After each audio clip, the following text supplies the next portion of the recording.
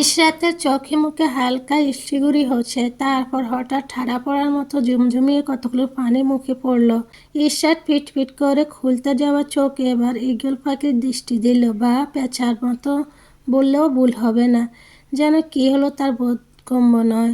সোজা মুখ বরাবর ফারহান দাঁড়িয়ে আছে, হাতে শূন্য পানির গ্লাস। ইশরাত হঠাৎ জ্ঞান হারাতে সবাই বিচলিত হয়ে যায়। মারিয়া বেগম পানি ছিটিয়ে দিচ্ছে, কিন্তু অনেকক্ষণ তেমন কাজ হচ্ছিল না। তাই ফারহান মেজাজ হারিয়ে গ্লাস নিয়ে সবগুলো পানি জপ করে ঢেলে দেয় তার মুখে। নিজের ফাটা কপাল দেখে ইশরাত আবার কেঁদে উঠল। জ্ঞান হারিয়েছে কোথায়, তাকে কোলে করে ঘরে নিয়ে যাবে, সুন্দর করে জ্ঞান ফিরাবে, কিন্তু না, তা না করে বরং তাকে অত্যাচার করছে, পানি দিয়ে চড় মারছে। আবার কেমন রাগী চোখে তাকিয়ে আছে। আম্মু যে লোক আমাকে অসুস্থ অবস্থায় টর্চার করে, তাকে আমি বিয়ে করব না, আমি কিছুতেই কবুল বলবো না। আমার সিংহ জ্বালাও আমি কবুল বলবো না। মায়ের কোলে মুখ গুজিয়ে কান্নায় গলা কথাগুলো বলে যাচ্ছে।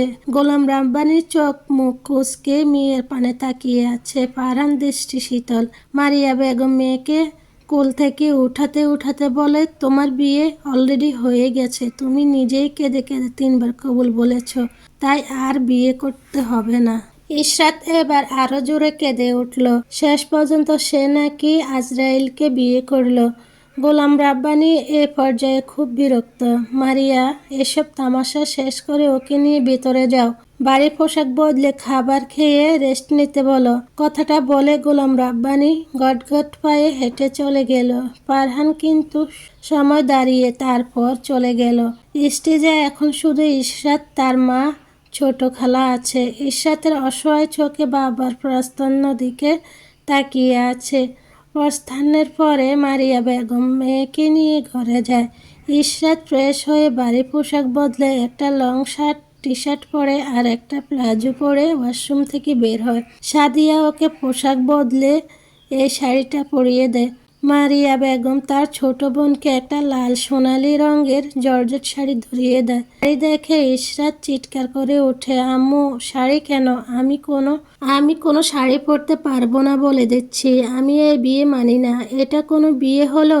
ছলাকলা করে কবুল বলিয়ে নিয়েছ। মেয়ের কথায় মারিয়া বেগম ছুটে যায়। বেয়াদব, তোমার আর একটা কথাও যেন না শুনি। তখন থেকে প্যান প্যান করে যাচ্ছ, এত বড় কাণ্ড ঘটিয়ে তোমার শান্তি হয়নি। তোমার বাবা চুপ আছে, তা ভালো লাগছে না। চুপচাপ শাড়ি পরে নাও, এই নিয়ে যেন আর কোনো ক্যানক্যানানি না হয়। ইশরাতকে বকে বোনের দিকে ফেরেন, ওকে শাড়ি পরিয়ে দে, আমি খাবার পাঠিয়ে দিচ্ছি, খাইয়ে ফারহানের ঘরের দিকে দিয়ে আয়। মারিয়া বেগম চলে গেল। ইশরাত এবার নীরবে কাঁদছে।